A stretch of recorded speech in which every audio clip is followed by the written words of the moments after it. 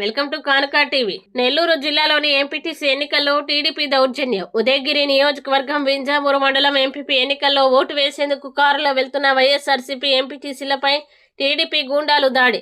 మహిళా ఎంపీటీసీ రత్నమ్మకి రక్తపు గాయాలు.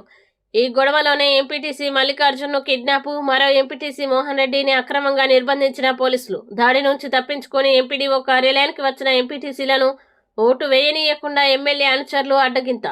ఓటమి భయంతో మరీ ఇంతలా దిగజారాల చంద్రబాబు?